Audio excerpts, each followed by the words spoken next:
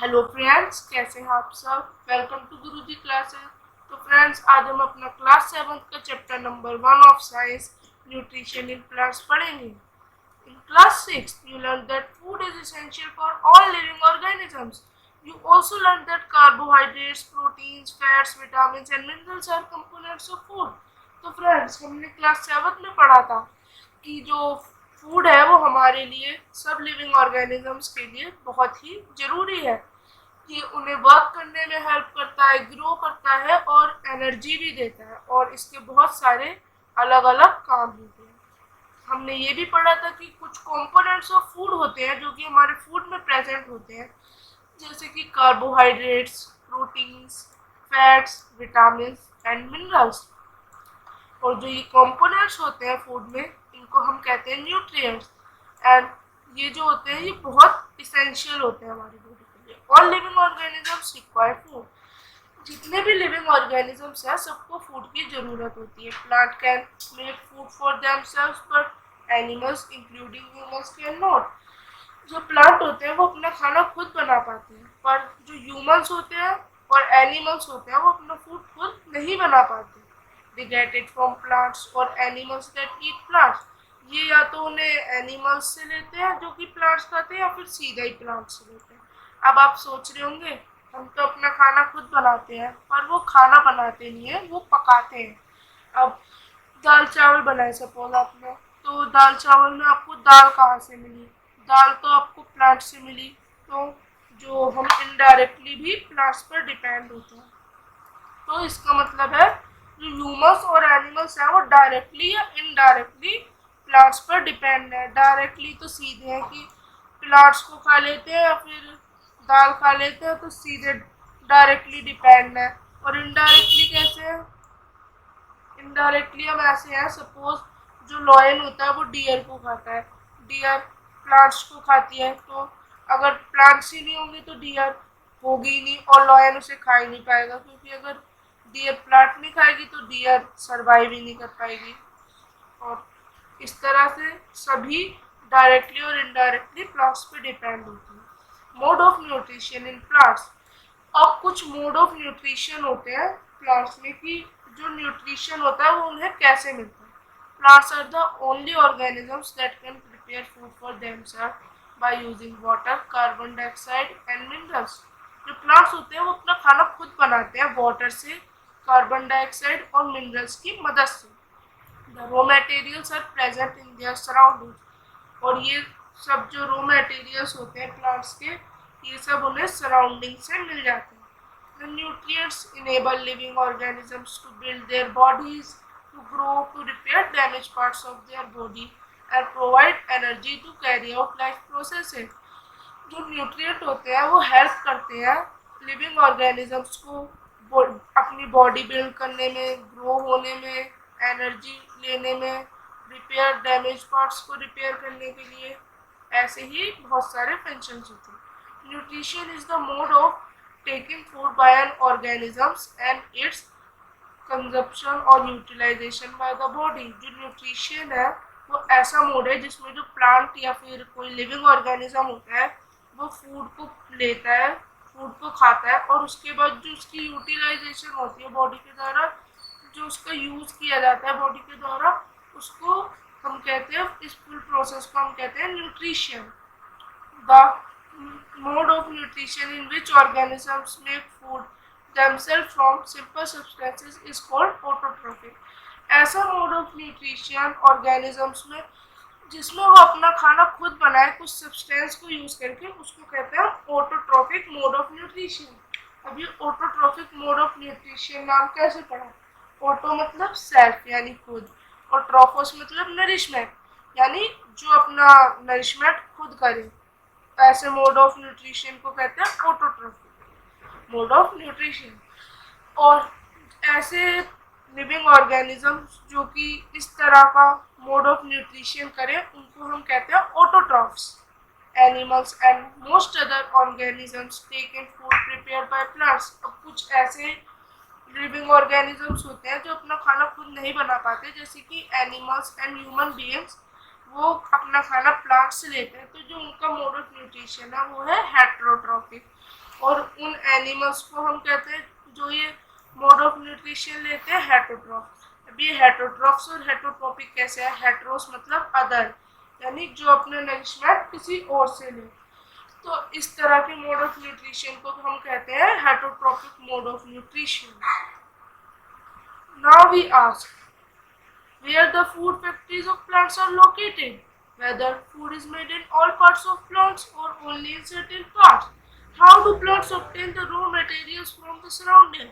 How do they transport them to the food factories of plants? अब हमारे दिमाग में कई सारे क्वेश्चंस आ रहे हैं कि जो प्लांट्स हैं वो अपना खाना कहाँ बनाते हैं, उनकी फूड फैक्ट्रीज क्या है, वो सब पार्ट्स में बनता है खाना या फिर कुछ पार्ट्स में बनता है। अब वो सामान कहाँ से लाते हैं, रॉ मटेरियल्स को कैसे लेते हैं और वो इसको कैसे ट्रांसपोर्ट करते हैं खाना बनाने के लिए। तो इन सब क्वेश्चंस के आंसर अब हम देखते हैं अपने अगले टॉपिक में। Photosynthesis, food making process in plants. The process of making food by plants is called photosynthesis. जो फोटोसिंथेसिस है वो एक ऐसा प्रोसेस है जिसमें जो प्लांट्स होते हैं वो अपना खाना खुद बनाते हैं और इस प्रोसेस को कहते हैं photosynthesis. Leaves are the food factories of plants. जो लीफ है वो फूड फैक्ट्रीज है प्लांट्स की। Therefore, all the raw materials must reach the leaf। इसका मतलब जितने भी रॉ मटेरियल्स हैं हमारे, वाटर, कार्बन डाइऑक्साइड और मिनरल्स, ये सब लीव्स तक पहुंचने बहुत जरूरी है। Waters and minerals present in the soil are absorbed by the roots and transported to the leaves। अब जो वाटर और मिनरल्स है ये तो सॉइल में प्रेजेंट होते हैं और जो रूट्स होती है वो इनको एब्जॉर्ब कर लेती है और लीव्स तक पहुंचा देती है। Carbon dioxide from air is taken through the tiny pores present on the surface of leaves। These pores are called stomata and they are surrounded by guard cells। अब कार्बन डाइऑक्साइड कैसे मिलती है? जो leaves होती है उनमें छोटे छोटे टाइनी पोर्स टाइप के होते हैं और जो कि सराउंड होते हैं गार्ड सेल से और इसको हम कहते हैं स्टोमेटा। अब हम स्टोमेटा का एक बार स्ट्रक्चर देखते हैं। ये देखिए स्टोमेटा है, ये जो बीच में स्टोमेटल ओपनिंग है, स्टोमेटा की ओपनिंग है और ये जो डॉट डॉट से है ये हमारे गार्ड सेल्स है। तो ये था हमारा स्टोमेटा का स्ट्रक्चर। अब ब्लू बॉक्स पढ़ते हैं। You have seen that buildings are made of bricks. हम जानते हैं जो हमारी बिल्डिंग्स है वो ब्रिक से बनती है। Similarly the body of living organisms are made of tiny units called cells. इसी तरह से हमारी बॉडी भी कुछ छोटे छोटे से यूनिट से बनती है जिनको हम कहते हैं सेल। जो सेल है उनको हम माइक्रोस्कोप के अंदर में देख सकते हैं। Some organisms are made of only one cell. कुछ ऑर्गेनिजम्स ऐसे होते हैं जो सिर्फ एक सेल के बने होते हैं और कुछ बहुत सारे सेल्स के होते हैं। The cell is enclosed by a thin boundary called the cell membrane. आप देख रहे हैं ये जो ब्लैक बाउंड्री सी है, छोटी सी थिन सी, इसको कहते हैं हम सेल मेम्ब्रेन। ये सेल के चारों बाहर सराउंड होती है जो कि सेल को अंदर प्रोटेक्ट रखती है सेंट्रली। और ये हम बीच में देख सकते हैं ऑरेंज टाइप का, ऑरेंज कलर का, ये जो है हमारा न्यूक्लियस है जो कि बीच में होता है। और जो न्यूक्लियस है उसके चारों ओर एक जेली लाइक स्ट्रक्चर है, इसको हम कहते हैं साइटोप्लाज्म। तो ये तो हमारा सेल का structure. Water and minerals are transported to the leaves by the vessels which run like pipe throughout the root, the stem, the branches and the leaves।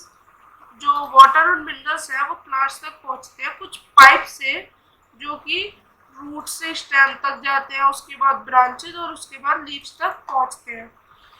ये एक हमारा कंटिन्यूअस पाथ है जो कि न्यूट्रिएंट्स को पहुंचाता रहता है लीफ तक और इनको हम वेसल्स कहते हैं। हम ट्रांसपोर्ट ऑफ मटेरियल्स जो है प्लांट्स में इसको और डीपली पढ़ेंगे अपने चैप्टर नंबर 11 में। The leaves have a green pigment called chlorophyll. हमारी जो लीव्स होती है उनमें ग्रीन पिगमेंट होता है जिसको हम क्लोरोफिल कहते हैं। It helps leaves to capture the sunlight. ये जो होता है ये सनलाइट को कैप्चर करने में हेल्प करता है और इसकी वजह से प्रेजेंस ऑफ सनलाइट में कार्बन डाइऑक्साइड और वाटर की मदद से हमारा प्रोसेस ऑफ फोटोसिंथेसिस ओकर होता है और इसी वजह से जो प्लांट्स का फूड मेकिंग प्रोसेस है इसका नाम फोटोसिंथेसिस पड़ा है। फोटो मतलब लाइट और सिंथेसिस मतलब प्रिपेयर, यानी लाइट से कुछ प्रिपेयर करना, यानी लाइट की प्रेजेंस में कुछ प्रिपेयर करना, तो इसलिए इसका नाम फोटोसिंथेसिस पड़ा।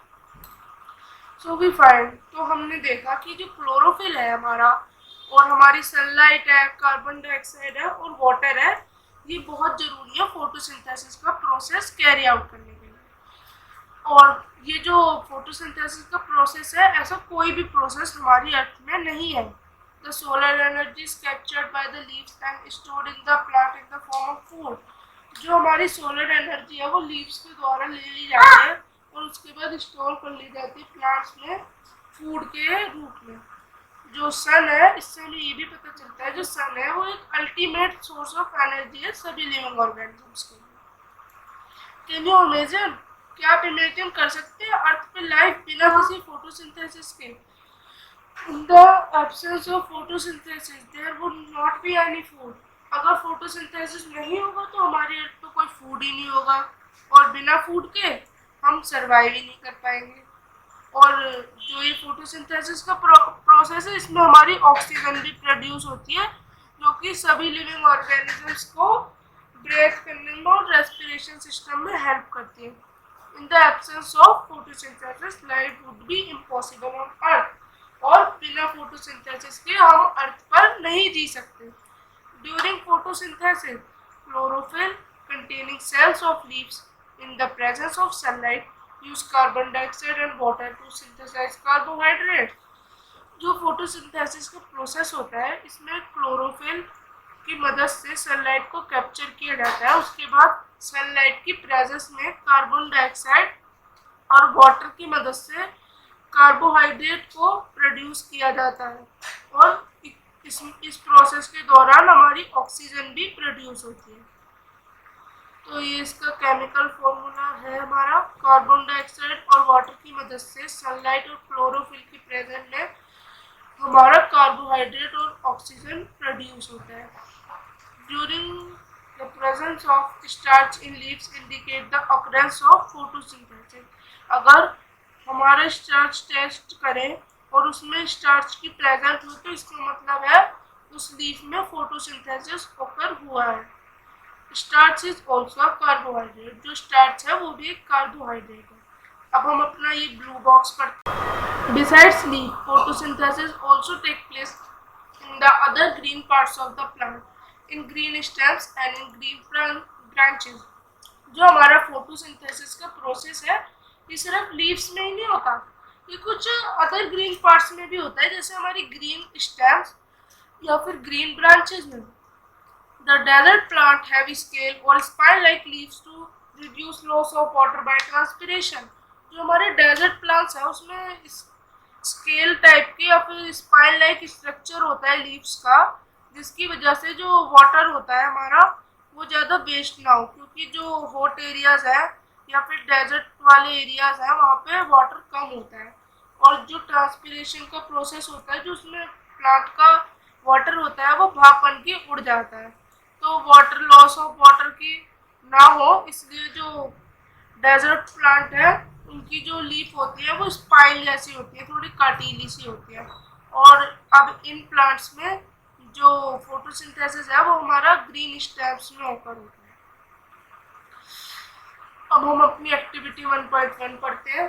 Take 2 potted plants of the same kind, keep one in the dark or in a black box for 72 hours and the other in the sunlight। आप 2 प्लांट्स लें और एक को ब्लैक बॉक्स या किसी डार्क में रखें और एक को सनलाइट में रखें for 3 days।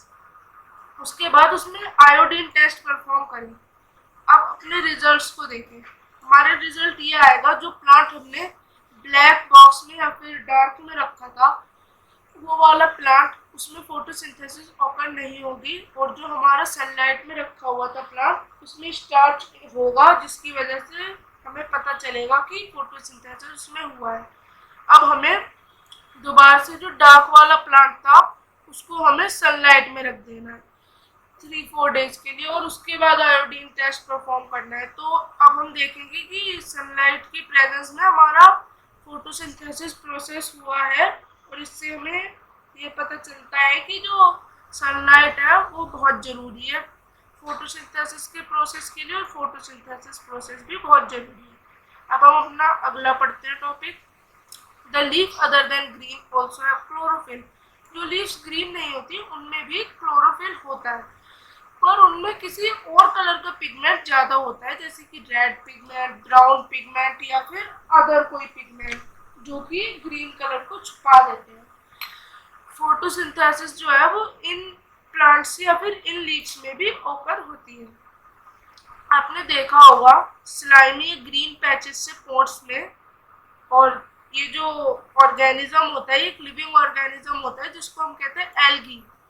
Can you guess why algae are green in colour? क्या आपको पता है एल्गी ग्रीन क्यों होते हैं कलर में? They contain chlorophyll. इनमें भी क्लोरोफिल होता है which gives them the green colour, जिसकी मदद से इनको ग्रीन कलर मिलता है। और ये जो होते हैं ये अपना फूड खुद बनाते हैं। अब हम अपना नेक्स्ट टॉपिक पढ़ते हैं, synthesis of plant food other than carbohydrates. You have just learned that plants synthesize carbohydrate through the process of photosynthesis. तो हमने ये पढ़ा था जो प्लांट्स हैं वो फोटोसिंथेसिस के प्रोसेस में कार्बोहाइड्रेट देते हैं। The carbohydrate are made of carbon, hydrogen and oxygen. और जो हमारा कार्बोहाइड्रेट होता है ये कार्बन, हाइड्रोजन और ऑक्सीजन से बना होता है। These are used to synthesize other components of food such as proteins and fats. और ये जो components होते हैं जो ये है इनकी वजह से हम प्रोटीन और फैट भी बना सकते हैं, जो कि हमारे बहुत यूजफुल कंपोनेंट्स ऑफ फूड है, जो हमें बहुत नीड होती है। But proteins are nitrogenous substance which contain nitrogen. But जो प्रोटीन होता है वो नाइट्रोजीनियस सब्सटेंस होते हैं जिनमें नाइट्रोजन होता है। From where do the plants obtain nitrogen? पर जो ये नाइट्रोजन है प्लांट्स को कैसे मिलता है हम ये पढ़ते हैं। We call the nitrogen is present in the evidence in gaseous form in the air. हम ये जानते हैं कि जो नाइट्रोजन है वो एयर में प्रेजेंट होता है गैसियस फॉर्म में। However plants can not absorb nitrogen in this form. But जो प्लांट्स होते हैं वो उसे डायरेक्टली एयर से नहीं लेते हैं। सॉइल है सर्टेन बैक्टीरिया। कुछ सॉइल में बैक्टीरिया होते हैं जैसे कि अर्थवार्म होते हैं जो कि सॉइल में रहते हैं, और ये जो होते हैं ये कन्वर्ट करते हैं गैसियस नाइट्रोजन को यूजेबल फॉर्म में, और उसके बाद उसे रिलीज कर देते हैं सॉइल में। These were absorb by the plants along with water. और फिर जो प्लांट्स होते हैं वो इनको वाटर के संग एब्जॉर्ब कर लेते हैं। Also might you have seen farmers adding fertilisers rich in nitrogen to the soil. हमने ये भी देखा है जो फार्मर्स है वो नाइट्रोजन रिच फर्टिलाइजर्स भी डालते हैं सॉइल में, जिसकी वजह से सॉइल को वो मिल जाए नाइट्रोजन, और जो प्लांट्स है वो वाटर के संग नाइट्रोजन को एब्जॉर्ब कर ले, और फिर जो प्लांट्स होते हैं उनको नाइट्रोजन मिल जाती है, और फिर उसके बाद वो प्रोटीन विटामिन को सिंथेसाइज कर लेते हैं। तो हम अपना नेक्स्ट टॉपिक पढ़ते हैं, other modes of nutrition in plants. There are some plants which do not have chlorophyll. कुछ ऐसे प्लांट्स होते हैं जिनमें क्लोरोफिल नहीं होती। They cannot synthesize food. वो अपना खाना खुद नहीं बना पाते। फिर वो कैसे सर्वाइव करते हैं और उन्हें न्यूट्रिशन कैसे मिलता है अब हम ये पढ़ते हैं। Like humans and animals, such plants depend on the food produced by other plants. Humans और animals की तरह ही ये वाले प्लांट्स भी अदर प्लांट्स पर डिपेंड होते हैं जो कि अपना खाना खुद बना पाते हैं। और जो प्लांट्स अपना खाना खुद नहीं बना पाते इनके भी मोड ऑफ न्यूट्रिशन को हम हेटरोट्रॉफिक मोड ऑफ न्यूट्रिशन कहते हैं। आप फिगर 1.5 में देख सकते हैं, यहाँ एक पिक्चर दे रखी है कसकटा अमरबेल की, जो कि अपना खाना खुद नहीं बना पाता। आप देख रहे हैं येलो बेरी से इसकी ब्रांच है, और ये जो है इसका नाम है कसकटा अमरबेल। इसमें क्लोरोफिल नहीं होता है। It takes ready-made food from the plant on which it's climbing. ये जो होता है ये अपना खाना दूसरे प्लांट से ले लेता है जिनके ऊपर ये क्लाइंब होता है, जिनके ऊपर ये लटका हुआ होता है। The plant on which it climb is called host. जिस प्लांट पे लटका हुआ होता है उसको हम होस्ट कहते हैं। Since it deprives the host of valuable nutrients, the pitcher. इसी तरह से हमारा एक प्लांट होता है पिचर प्लांट। ये जो होता है इसमें ये हमारा जो प्लांट होता है, सॉरी हम पहले इसका ही देखते हैं यहाँ से। Cuscuta called the parasite. जो कसकटा है इसको हम पैरासाइट प्लांट बोलते हैं। Are we and other animals also kind of parasites? क्या हम भी पैरासाइट्स हैं? आप इसके बारे में सोचें और जो आपके क्लास टीचर है उनसे पूछें। हैव यू सीन और heard of plants that eat animals? क्या आपने सुना है ऐसे प्लांट्स के बारे में जो कि एनिमल्स को खाते हैं? देयर आर फ्यू प्लांट्स, ऐसे कुछ प्लांट्स होते हैं जो कि इंसेक्ट्स को ट्रैप कर लेते हैं और उसके बाद उनको डाइजेस्ट करते हैं। इट इज़ नॉट अमेजिंग, ये अमेजिंग नहीं है, ये कोई नया नहीं है। सच प्लांट्स में बी ग्रीन और ऑफ सम अदर कलर। ये जो होते हैं ग्रीन नहीं होते और किसी कलर के भी हो सकते हैं। Look at jug like structure. आप ये जग लाइक पिक्चर लाइक स्ट्रक्चर देख सकते हैं। ये जो होता है ये हमारा पिक्चर प्लांट होता है।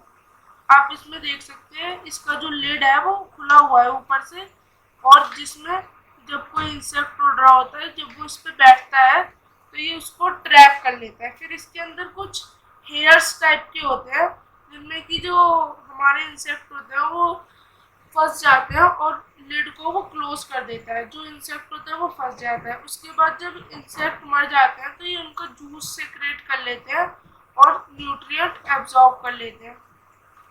और जो इंसेक्ट ईटिंग प्लांट्स हैं इनको हम कहते हैं insectivorous plant. Is it possible that such plants do not get all the required nutrients from the soil in which grow? क्या ये इसलिए प्लांट्स को खाते, क्या ये इसलिए एनिमल्स को खाते हैं क्योंकि इन्हें जो इनको न्यूट्रिएंट्स की ज़रूरत होते हैं ये उन्हें सॉइल से नहीं मिल पाते? हाँ, क्योंकि कुछ ऐसे प्लांट्स होते हैं इंसेक्टिवोरस जिन्हें नाइट्रोजन नहीं मिल पाता, और नाइट्रोजन पाने के लिए ये जो होते हैं ये हमारे इंसेक्ट्स को खाते हैं।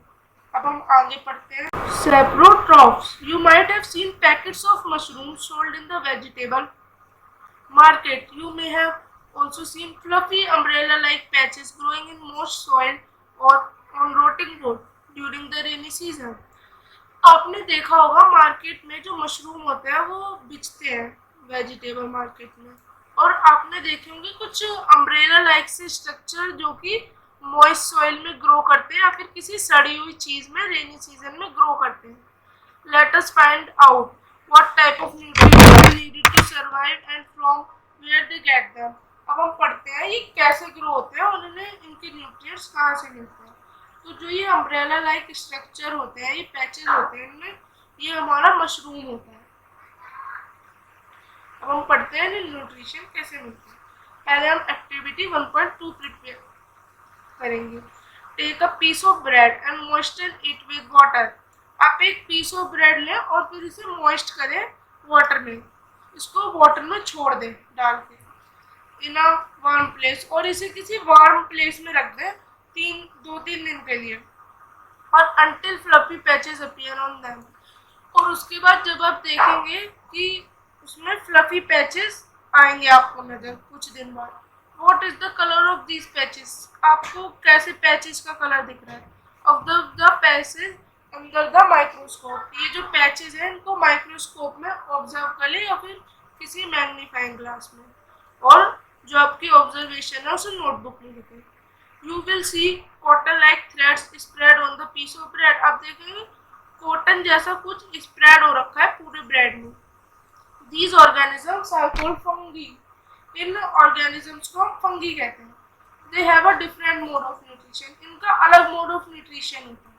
They absorb the nutrients from the bread.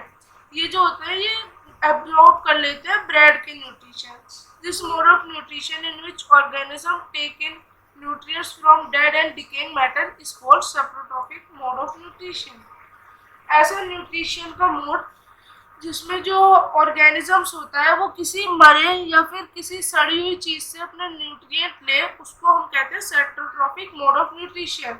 Such organisms, और जो organism saprotrophic mode of nutrition लेते हैं उनको कहते हैं saprotrophs. Fungi also grows on pickles, leathers, clothes and other articles that are left in hot and humid place for long time. ये जो होते हैं फंगी ये ऐसी चीज़ों में होते हैं जैसे कि पिकल्स, लेदर, क्लोथ या फिर और कोई सड़ी सी चीज़, अगर हम उसको हॉट और ह्यूमिड वेदर में रख दें बहुत लंबे समय के लिए। During the rainy season they spoil many things. और ये जो फंगी होती है ये बहुत सारी चीज़ों को सड़ा देती है रेनी सीजन में। आप अपने पेरेंट्स से बहुत इसके बारे में पूछ भी सकते हैं और इसकी नॉलेज ले सकते हैं। The fungal spores are generally present in the air. जो इसके स्पोर्स होते हैं वो प्रेजेंट होते हैं। When they land on wet and warm things, जब ये वेट और वार्म थिंग्स पे आते हैं तो ये ग्रो करते हैं और बड़े हो जाते हैं। Now can you figure out how we can protect our things from getting spoil. आप सोच सकते हैं मेथड्स कि हम अपनी चीज़ों को कैसे बचाएं इससे। Some organisms live together and share both the shelter and nutrients. This relationship is called symbiosis. कुछ ऑर्गेनिजम्स ऐसे होते हैं जो कि एक साथ रहते हैं और अलग अलग काम करते हैं। कोई न्यूट्रिएंट शेयर करता है तो कोई शेल्टर शेयर करता है। इस तरह के रिलेशनशिप को हम कहते हैं symbiosis relationship. For example, certain fungi live inside the roots of plants. आपने देखा होगा, या फिर जैसे एग्जांपल लेते हैं कि जो कुछ फंगी होती है वो प्लांट्स में रहती हैं। The plant provide nutrients to the fungus. जो प्लांट होते हैं वो न्यूट्रिएंट्स देते हैं फंगस को, और जो फंगस होती है वो वाटर और कुछ न्यूट्रिएंट्स प्रोवाइड करती है प्लांट्स को, जिससे कि वो अपना फोटोसिंथेसिस का प्रोसेस जो होता है वो करते हैं। In organisms called lichens chlorophyll containing partner. जो लिचन्स है वो क्लोरोफिल कंटेनिंग पार्टनर होता है जो कि अलगा या फिर फंगस के संग रहता है। The fungus provides shelter, water and minerals. जो फंगस होती है वो इनको शेल्टर और वाटर प्रोवाइड करती है। अलगा को ये एक तरह की अलगी है, और इन रिटर्न में ये जो अलगा लिचन होता है ये प्रिपेयर कर देता है फूड और फंगस को देता है। How nutrients are replenished in the soil. Have you seen spreading manure and fertilizations in the leaf by farmers or gardeners using them in lawns or in pots? आपने कभी देखा है फार्मर्स को कि वो मैन्योर या फिर फर्टिलाइजर स्प्रेड कर रहे हैं गार्डन में? Do you know why is this done? क्या आप जानते हैं क्यों हो रहा है? We learned that plants absorb minerals and nutrients from the soil. हम जानते हैं जो प्लांट्स हैं वो अपने मिनरल्स और न्यूट्रिएंट्स को सॉइल से लेते हैं। So their amounts in the soil keep on declining. तो जो इनकी अमाउंट होती है वो जितनी लेते रहते हैं कम होती रहती है। फर्टिलाइजर्स एंड मैन्योर कंटेनिंग, और कुछ फर्टिलाइजर्स और मैन्योर होते हैं जो कि नाइट्रोजन, पोटेशियम और फॉस्फोरस में रिच होते हैं, इन तरह के मिनरल्स में। तो जब हम इन्हें सॉइल में ऐड कर देते हैं तो जो प्लांट्स होते हैं वो उसको एब्जॉर्ब कर लेते हैं, और जिसकी मदद से जो प्लांट्स होते हैं वो हेल्दी रहते हैं और उन्हें अपनी सारी ज़रूरतमंद न्यूट्रिएंट्स या मिनरल्स मिलते रहते हैं। Usually crop plants absorb a lot of nitrogen. जो क्रॉप प्लांट्स होती है वो बहुत नाइट्रोजन लेती है। The soil becomes deficient in nitrogen. इसकी वजह से सॉइल में बिल्कुल भी नाइट्रोजन नहीं रहती और वो लैक ऑफ नाइट्रोजन हो जाती है। We learn that through nitrogen gas is available in the plenty in the air. क्या आप जानते हैं हमारी एयर में बहुत सारी नाइट्रोजन है। Plant can not use it in the manner they can use carbon dioxide. वो इसको इस मैनर में नहीं ले सकते जिस मैनर में वो कार्बन डाइऑक्साइड को लेते हैं। Nitrogen in a soluble form, वो इसको सोल्यूबल फॉर्म में ही ले सकते हैं। Hence addition of fertilization and manure enrich the soil. इसकी वजह से कुछ ऐसे रिच मिनरल्स होते हैं, कुछ रिच फर्टिलाइजर्स होते हैं किसी मिनरल के, जो कि सॉइल में ऐड कर दिए जाते हैं फॉर नाइट्रोजन के लिए। द बैक्टीरियम कॉल्ड राइजोबियम, एक बैक्टीरिया होता है राइजोबियम जो कि एटमॉस्फेरिक नाइट्रोजन को कन्वर्ट कर देते हैं यूजेबल फॉर्म में। But rhizosome can not make its own food. But जो राइजोबियम होता है वो अपना फूड खुद नहीं बना पाता। सो ये जो होता है ये रूट्स में रहता है ग्राम, पीज, मूंग या बीन्स वाले प्लांट्स के। इन रिटर्न द प्लांट्स जो होते हैं वो इसे फूड और शेल्टर प्रोवाइड करते हैं। तो ये भी एक सिम्बायोटिक रिलेशनशिप है। This association is of great significance for the farmers. और ये रिलेशनशिप जो होती है ये फार्मर्स के लिए बहुत फायदेमंद होती है। They can reduce the use of nitrogen fertilisers where leguminous plants are grown. इसकी वजह से उन्हें नाइट्रोजियस फर्टिलाइजर का ज़्यादा यूज़ नहीं करना पड़ता और वो कम यूज़ कर सकते हैं।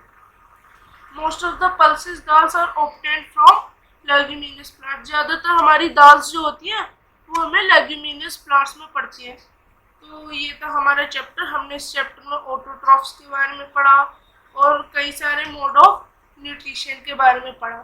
तो फ्रेंड्स यहाँ पे हमारा चैप्टर ख़त्म होता है। हम अपनी अगली वीडियो में इसके क्वेश्चन आंसर देखेंगे। तो फ्रेंड्स आपको ये चैप्टर कैसा लगा मुझे कमेंट बॉक्स में ज़रूर बताएं, और अगर आपने मेरे चैनल को लाइक सब्सक्राइब नहीं किया तो कर लें और ये वीडियो अपने फ्रेंड्स के संग भी शेयर करें। तो फ्रेंड्स अब मैं आपसे विदा लेता हूँ और अब हम मिलते हैं अपनी नई वीडियो में। बाय।